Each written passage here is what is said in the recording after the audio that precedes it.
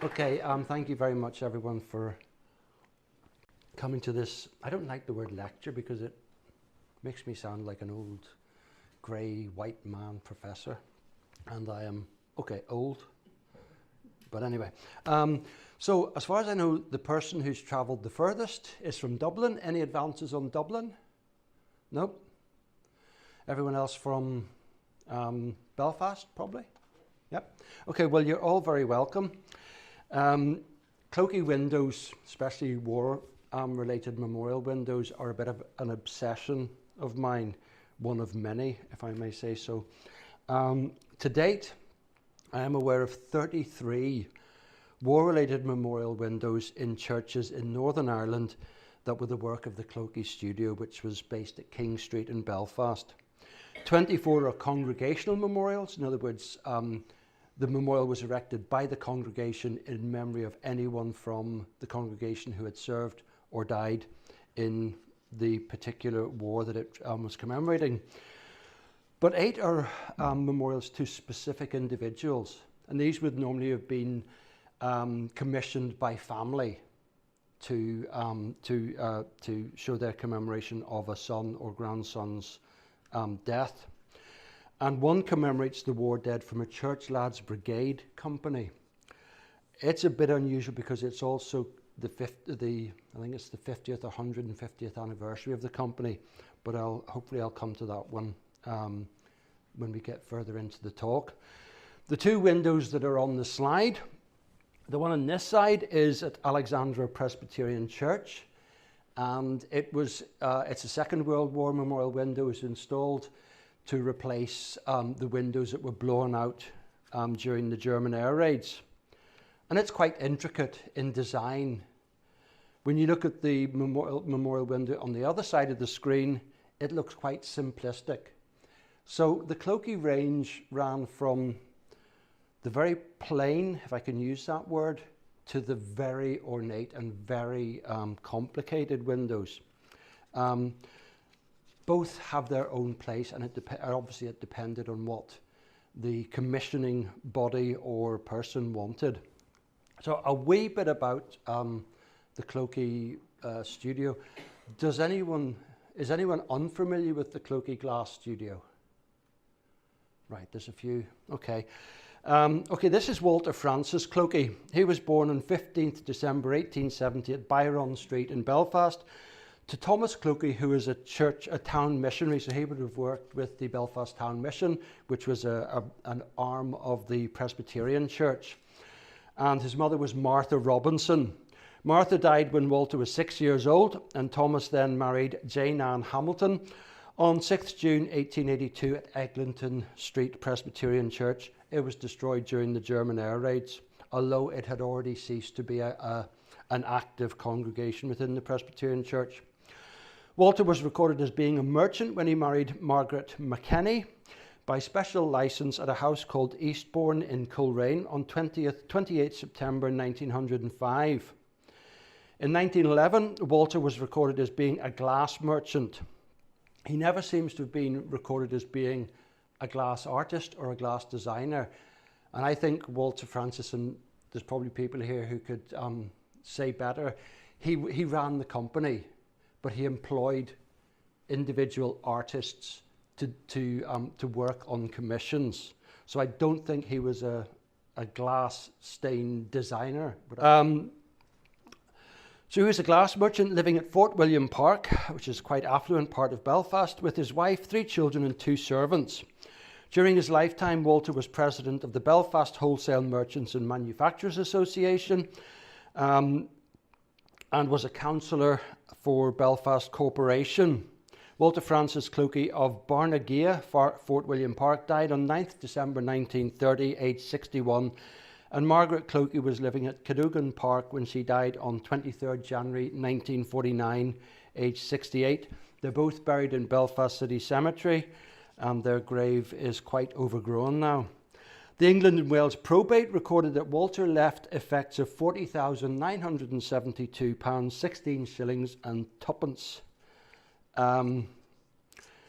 And the Northern Ireland probate recorded effects of £33,913, 6 shillings and 1 penny.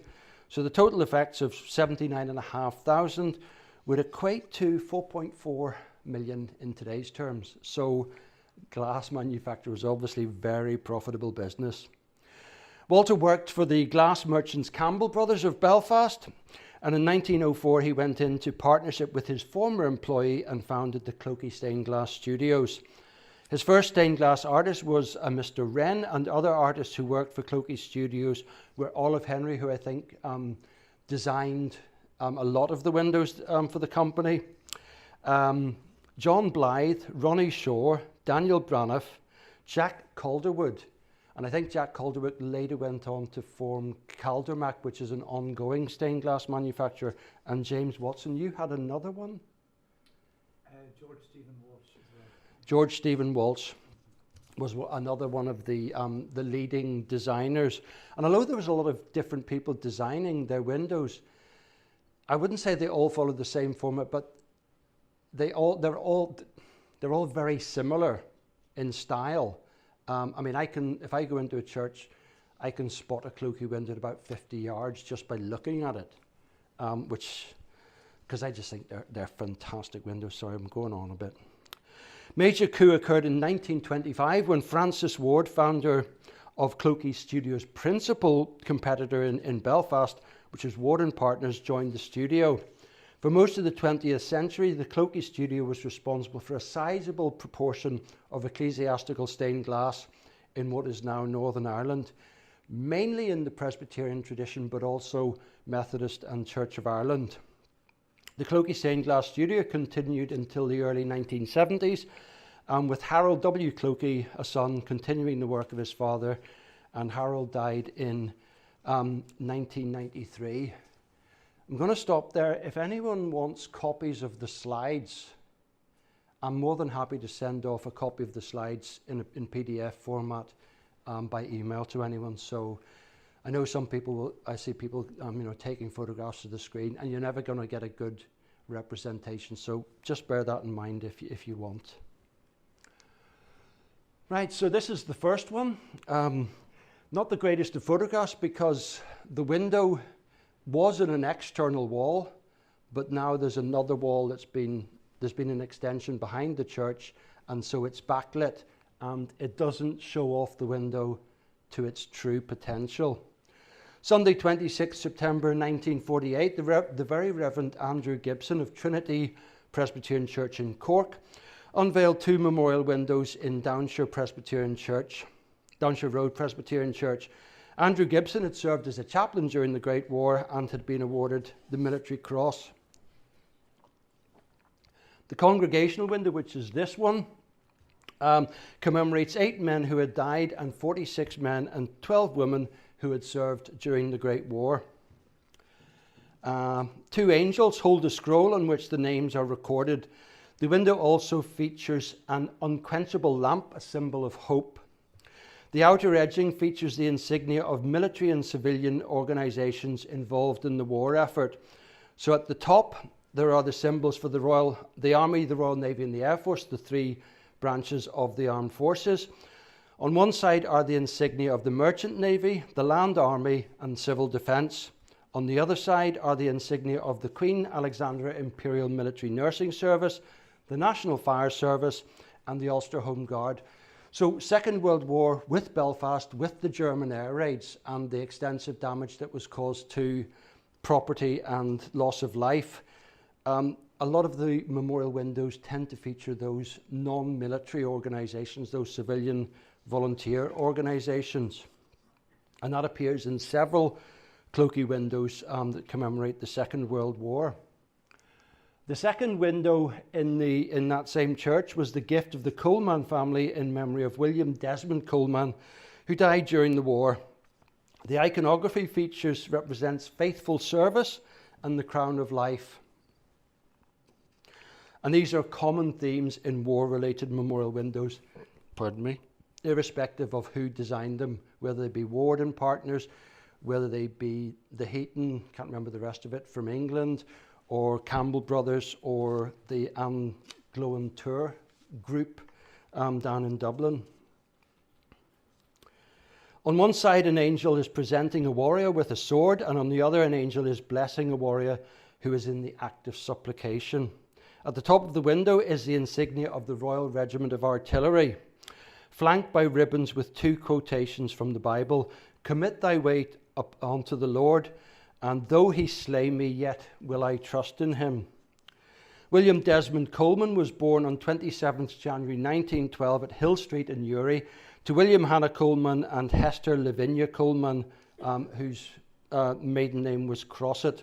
His father was the manager of the Newry branch of the Belfast Banking Company, and William commenced a career in banking himself at the same branch.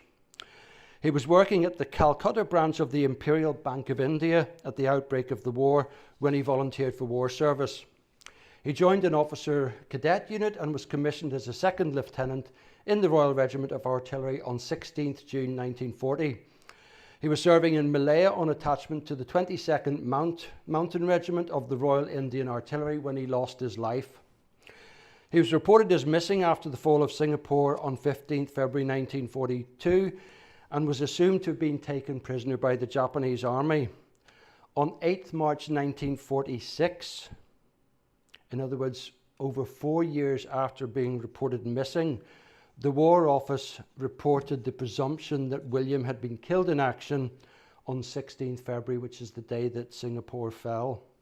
He was 30 years old and has no known grave, being commemorated on the Singapore Memorial in Cranji. When he died, his parents were living at Ross Trevor Road in Warren Point. This is another relatively simplistic, relatively simple Clokey window. And this was presented to Second Limavady Presbyterian Church by Mr. Henry Love in memory of his brother, who was killed on the first day of the Battle of Alber in 1916.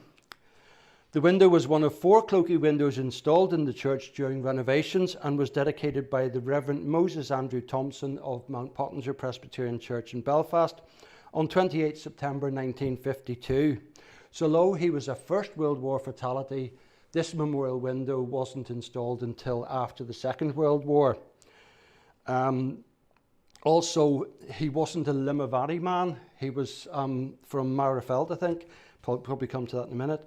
But that was it was quite common after the Second World War for churches to install a series of windows all at the same time. So, for example, in Mount Pottinger Methodist Church, you get, I think there's some like 7 memorial windows, all by Clokey, which were installed and dedicated, or installed at the same time and dedicated on the same day. It also happened in Castlereagh Presbyterian Church.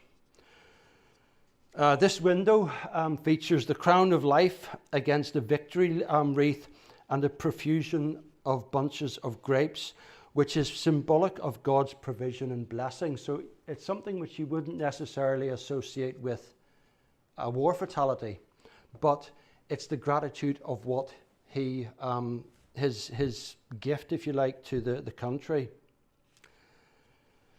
Daniel Love was born on 10th December 1894 to Henry Love and Sarah Matilda Strehorn, who farmed land at Dunamony near Marifeld. He enlisted with the Royal Inniskilling Fusiliers in late 1915 and was posted to 9th Battalion on the Western Front in 1916. Lance Corporal Love was killed in action on 1st July 1916 at the age of 21 and has no known grave, being commemorated on the Thiepval Memorial. His death was not confirmed by the War Office until May 1917, so nearly 10 months later, the family were finally told, yes, your son had died. His mother received a dependence pension of 6 shillings and sixpence per week from May 1917 and a war gratuity of £3 in October 1919. In current terms, the weekly pension would be about £20 a week, so not a great amount of money. And the gratuity, the compensation, if you like, for the loss of a son, in current terms would be £135, which is not an awful lot of money for the loss of somebody's life. If you had a car crash and whiplash and you were offered compensation of 135 quid, you'd just laugh at it. There's quite a lot going on in this window in First Dunbow Presbyterian Church, Articlave, North County Londonderry.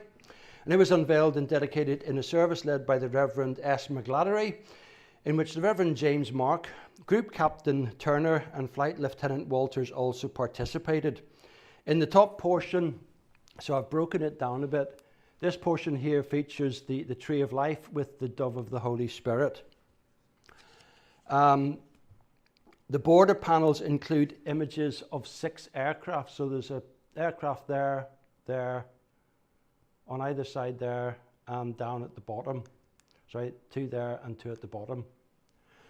But it's the bit in the middle which is of more interest. The main portion features 2 angels. One is holding the crown of life. So, be thou faithful unto death, and thou wilt inherit a crown of life. It's a very common theme in military-oriented windows. Generally, the person receiving that dedication, receiving the crown of life, is represented in medieval armour, like in the window, where was it? In here you can see he's in medieval armour. You can see the armour on the arms there. But in this window, he's in the uniform of a sergeant of the Royal Air Force. And the detail goes right the way down to including the stripes. You can't really see them on this screen, but you see the 3 stripes, the blue uniform. It's classic Royal Air Force insignia, and below the kneeling figure you've got the insignia of the Royal Air Force and the motto Per Ardua ad Astra. The window was dedicated to this man, Sergeant Harry Crawford, Royal Air Force Volunteer Reserve. Now, whenever I saw the window, I thought that this character here, this face, would be a representation of Sergeant Crawford. But when you look at it, there isn't that much similarity. So it just seems to be unusual that they went to the extent of getting the uniform so accurate, but even though there was a photograph of the man available, they didn't use that as the basis for the figure. Possibly the family didn't want it to be that personalised, because if they were sitting in the pew Sunday after Sunday, they would be looking at basically a photograph of their dead son. So it was anonymised to a certain extent. Anyway, this is, he looks about 14. Sergeant Harry Crawford had enlisted with the Royal Air Force Volunteer Reserve in July 1940. He was the wireless operator on a Halifax Hampton aircraft from 16 Operational Training Unit, which crashed during an exercise in England on 15th May 1941 with the loss of 5 lives. He was 22 years old, but as I say in the photograph, he looks about 14, 15, and his body was brought back to Northern Ireland for burial in the graveyard at First Dunbow Presbyterian Church. Henry Crawford was born on 27th October 1918 at Castle Rock to William Crawford, a building contractor, and Sarah Smith. He was educated at the Irish Society School in Coleraine and then at Coleraine Academical Institution. Moving back to Belfast, the iconography in this window features Christ in Majesty representing truth and the faithful warrior representing valour. So we've got truth above this figure and valour above this figure. Up in this window at the very top, this light at the very top, is the insignia of the regiment in which he was serving. The window was unveiled on Sunday, 4th March 1951 by Mrs. Margaret Ellen Handforth and dedicated by the Reverend William Shaw Kerr, Bishop of Down and Dromore. In addition to the Alpha and Omega, right, where's the Alpha and Omega gone? Oh yeah, Alpha and Omega. You've also got on this side 2 very small badges. One is the crest of the Queen's University Belfast, which is this one here. I have no idea what this crest is. I haven't been able to tie it up with any of the major schools in Northern Ireland. It's possible that he was educated in England and so it's an English school crest. The regimental insignia, as I said, is in the top light, and it's the 15th Punjab Regiment. The window commemorates the death of Lieutenant Claude Lowry Hanforth. Claude was born in Belfast on 22nd March 1923, and his father was also called Claude, and his mother was Margaret Ellen Dornan. He was educated at Royal Belfast Academical Institution and at Queen's University, from which he graduated with a Bachelor of Arts degree, but he might have attended another school between leaving Inst and going to Queen's. Graduated with a degree in arts, Bachelor of Arts in 1940, commissioned as a second lieutenant in the Indian Army on 13th June 1942, and was serving as a full lieutenant with 1st Battalion of 15th Punjab Regiment when he was reported missing following an engagement at Rathdang in Burma, now Myanmar, on 17 February 1943. His parents' hopes that he might have been taken prisoner were dashed in August 1946, so again over 3 years later, when the War Office reported that Claude was now presumed to have been killed in action on the date he was reported missing. He was 20 years old and has no known grave, being commemorated on the Rangoon Memorial in Myanmar. And he's also on a family memorial in Knockbreda Cemetery. In addition to this window, Claude is commemorated on the parish memorial tablet in St. Peter's, the tablet for Royal Belfast Academical Institution, and the Queen's University War Memorial. At the time of his death, the family home was at Castle Avenue in the Duncairn area, and his father was chief cashier for the Belfast Corporation Gas Department. This obviously is Claude and the rest of his family, so these will be his parents and possibly an uncle and aunt. Unfortunately, the photograph that I found, it doesn't name the individuals in it, so the only one I know for certain is him because he's in an army uniform. This window, again, quite a lot going on in it. It's in St. Michael's Parish Church in the Shankill. I've neglected to put on the dedication date on the slide. The relevance of the iconography to war in these two Second World War memorial windows had me baffled. Hang on, nope.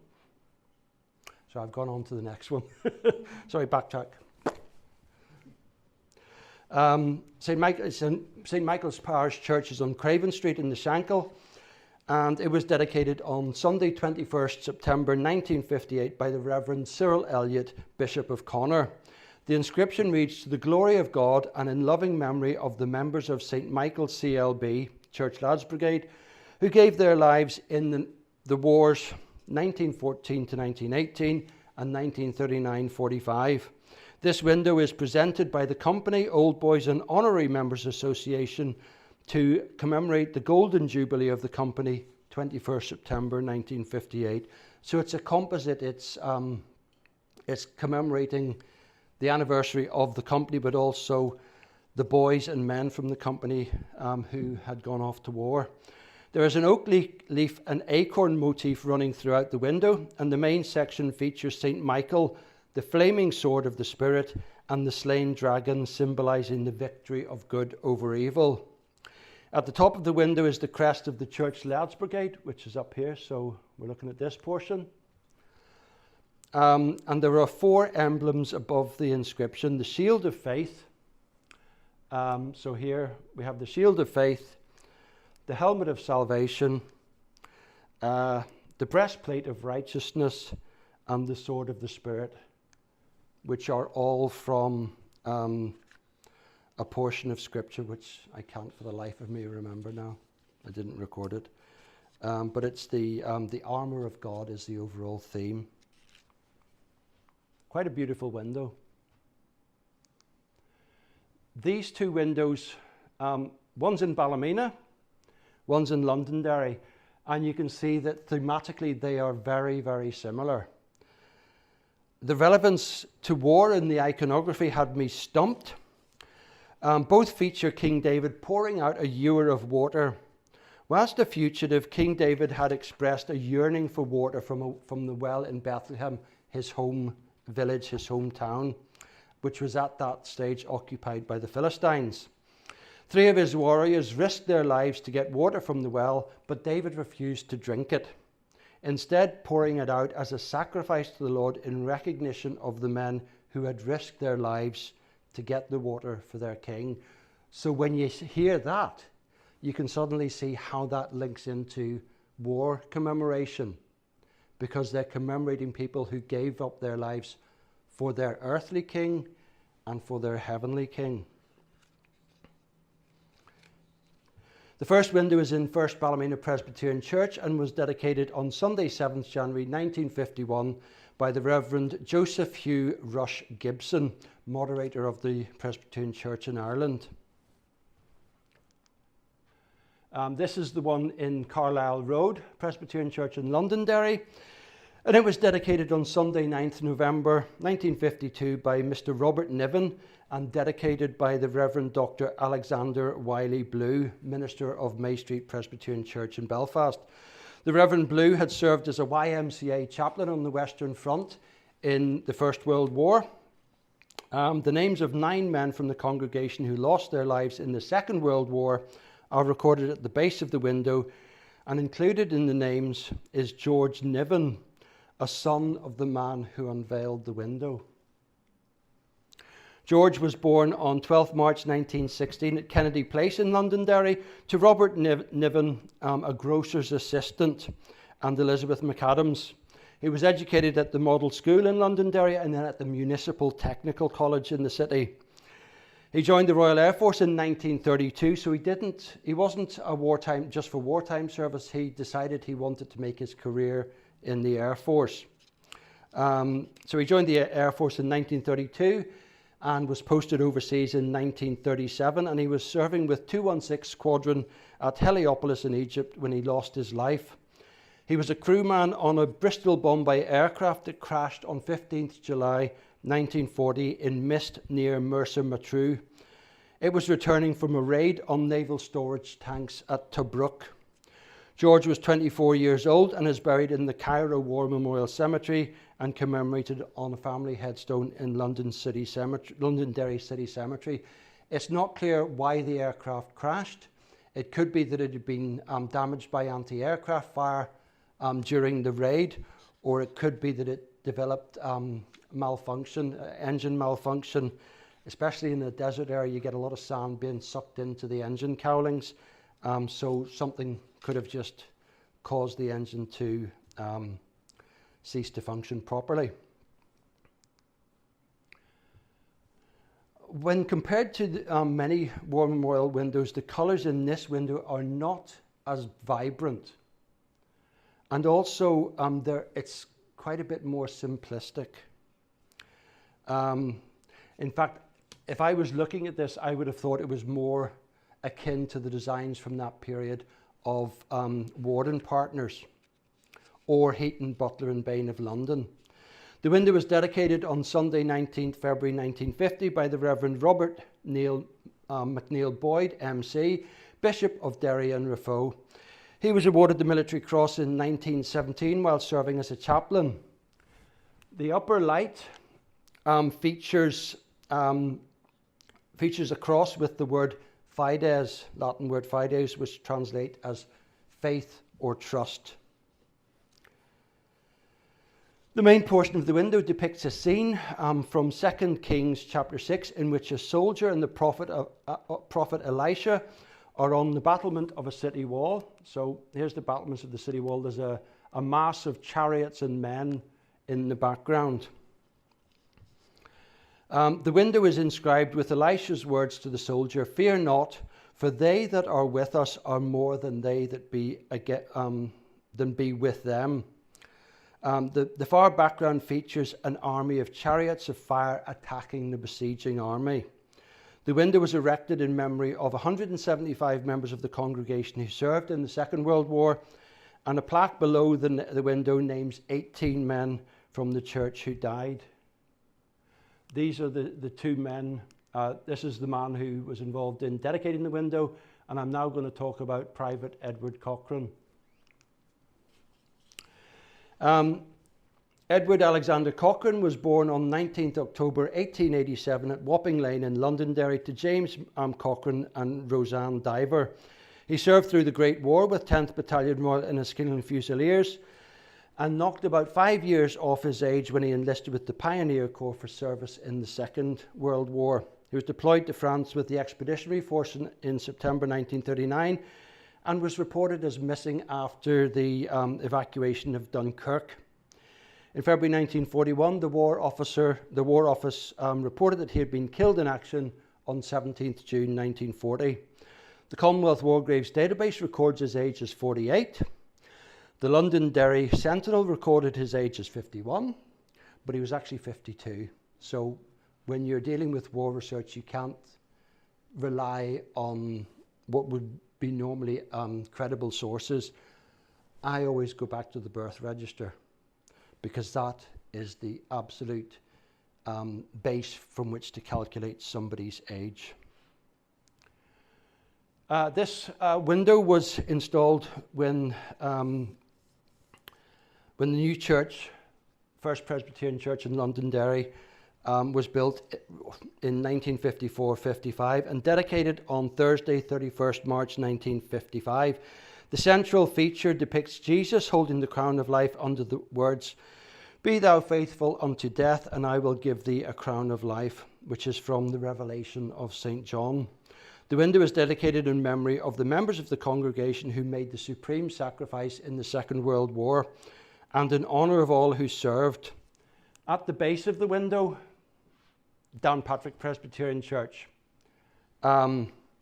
So all the other details, the church was rebuilt in 1954-55 and dedicated on Thursday, 31st March 1955. The window is dedicated in memory of the members of the congregation who died in the Second World War and those who volunteered for service. At the bottom, you've got the crossed swords and lion of the British Army, the insignia of the Royal Navy, and the insignia of the Royal Air Force and the Royal Navy are all at the bottom. Again, running up the sides, the two sides, are the insignia of the Ulster Home Guard, St. John of Jerusalem Ambulance Brigade, Women's Voluntary Service, National Fire Service, Merchant Navy, Civil Defence and British Red Cross Society, and the Land Army. Below the window is a plaque naming 48 members of the congregation who served in the Second World War, 5 of whom made the supreme sacrifice. The tablet includes the names of 14 women, 5 of whom served in a military capacity, 4 as doctors, and 9 women are recorded under the auxiliary services heading, which is a bit of a vague term because it's probably the auxiliary territorial service, but it could also be the Women's Auxiliary Air Force, so it's just a bit unclear what it relates to. The tablet includes a father and a son. Alexander Miller Sr. served with the Mercantile Marine in the Great War and with the Merchant Navy in the Second World War. Alexander Jr. was born in Glasgow on 18th October 1902 and was an apprentice carpenter when he joined the Royal Navy on 18th October 1920. His first ship was HMS Impregnable, and he was a leading seaman when he joined HMS Glorious in January 1938. He was a petty officer when he lost his life. So petty officer would be the equivalent of a senior NCO in the army. On 8th June 1940, the British aircraft carrier HMS Glorious and her 2 destroyer escorts, HMS Ardent and HMS Acasta, were returning from an evacuation mission in Norway. The 3 ships were attacked and sunk by the German battle cruisers Scharnhorst and Gneisenau, with the loss of 1,519 lives, making it the Royal Navy's worst loss of life in a single incident in the Second World War. Alexander was 37 years old and is commemorated on the Plymouth Naval Memorial. So that's HMS Glorious. And we're now at First Bangor Presbyterian Church. So we're whizzing around the province here. This was unveiled on Sunday, 8th November 1953 by Mrs. Annie Edwards Bowman of Bryansburn Road. The window features 2 angels, 1 male and 1 female. flanking a scroll on which the names of 20 members of the congregation who died in the war are recorded. Above the scroll again is the crown of life, and there is a quotation from the Revelation of St. John at the base of the scroll. So down here, and it says, "These are they which came out of the great tribulation and have washed their robes and made them white in the blood of the Lamb." Annie Edwards Bowman was the wife of Councillor Hugh Bowman, MBE, and they lost 2 sons in the Second World War. Sergeant Eric Ritchie Bowman was working for the Ministry of Agriculture when he joined the Royal Air Force Volunteer Reserve. He was serving with 26 conversion flight when his short Stirling aircraft, made about a quarter of a mile away, crashed during training exercise on 24th December 1941. He's 25 years old and is buried in Bangor Cemetery. Geoffrey Alexander Bowman was working for the Friends Provident and Century Insurance Company in Belfast when he joined the Royal Air Force Volunteer Reserve in 1938. In April 1942, Geoffrey was interned by the Phalangist authorities after an aircraft crashed in Spain.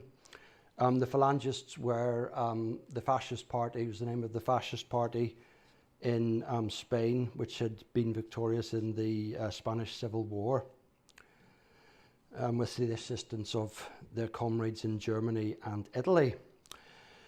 So Spain was neutral during the Second World War, but any airmen or escaped prisoners that came into Spain, they weren't sent back to the UK because then they could go back into action. Instead, they were interned.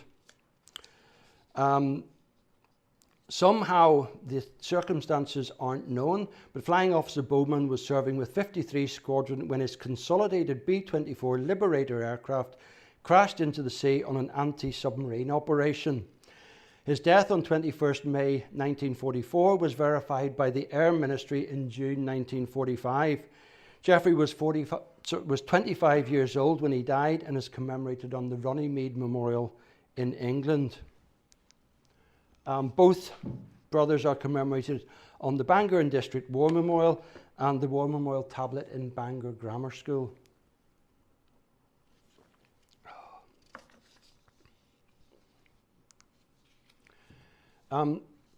Edith Doreen Pedlow, who's also on the first Bangor Memorial window, was born on 29th December 1904 at Sunnyside in Lurgan to William Pedlow, a merchant, and Edith Mary Pedlow, née Ross.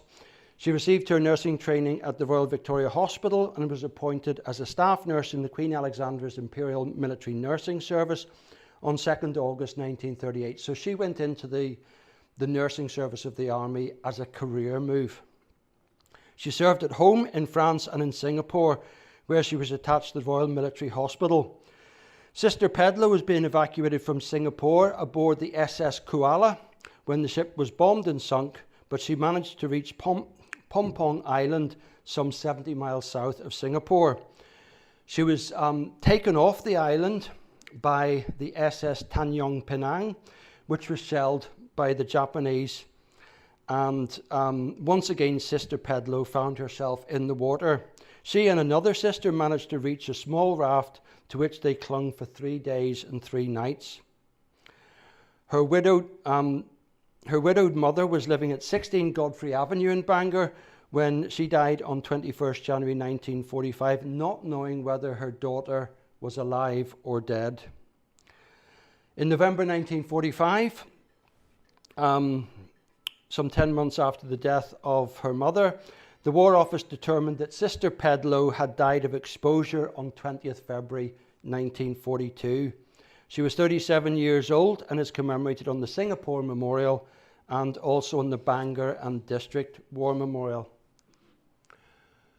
And this is a set of 4 windows in Craigor Presbyterian Church in Belfast, and it commemorates members of the congregation who had served in the Second World War. The windows were unveiled by Lady Louise Palmer McDermott, wife of Baron John Clark McDermott of Belmont, and dedicated by the Reverend John Worthington Johnson of Townsend Street Presbyterian Church. He had also been a chaplain in the Second World War. He had served on attachment as a chaplain to the parachute regiment. And he published a book of poems entitled The Poems of a Parachute Padre in 1943. The first window depicts a night at prayer being blessed by an angel with the words, "Commit thy way unto the Lord." So there's a theme running through this of commit yourself to the Lord and he will look after you. At the top of the window is the word dedication. So they're recognizing that people who were enlisting for war service were showing dedication. The second window depicts a standing knight in armour and ready for battle with the words, "Put on the whole armour of God." The third window shows a standing knight in armour presenting his sword with the words, "Thine, O Lord, is the victory." The final window depicts an angel bestowing the crown of life on a kneeling knight with the words, "They loved not their lives unto the death." Some of the phrasing, because it's so old, it sounds odd to our modern ears with all the these and thous. But at the top of the window, that window is the word sacrifice. The plaque below the window records the names of 11 men from the congregation who died in the Second World War, including 2 brothers who lived in one of the nearby ex-servicemen's houses in the Earl Haig colony. So the first man we've got here is Sergeant William Percy Cartledge, who served in the Great War with the Cheshire Regiment and then the Royal Army Medical Corps, and he was wounded. He was allocated the ex-serviceman's house at number 6 Earl Haig Gardens. After the war, William was a packer and was living at Tates Avenue when his wife Mary gave birth to 2 sons. Frederick Charles Cartledge, the man in the middle, was born on 5th July 1920, and Thomas Greaves Cartledge was born on 18th July 1921. Thomas, the guy on the far side of the screen, was serving with 2nd Battalion Royal Enniskilling Fusiliers when he was killed in action on 11th July 1943. He was 1 week short of his 22nd birthday, and he's commemorated on the Casino Memorial in Italy. Frederick was serving with 1st Battalion Irish Guards when he died on 30th January 1944 at the age of 23, and he's buried in the Anzio War Cemetery. Both men were mentioned in dispatches, and Thomas was recommended for the military medal, but it was not awarded. So that, ladies and gentlemen, brings the talk to a conclusion. Thank you very much for your attention, and apologies for the various blips in my presentation.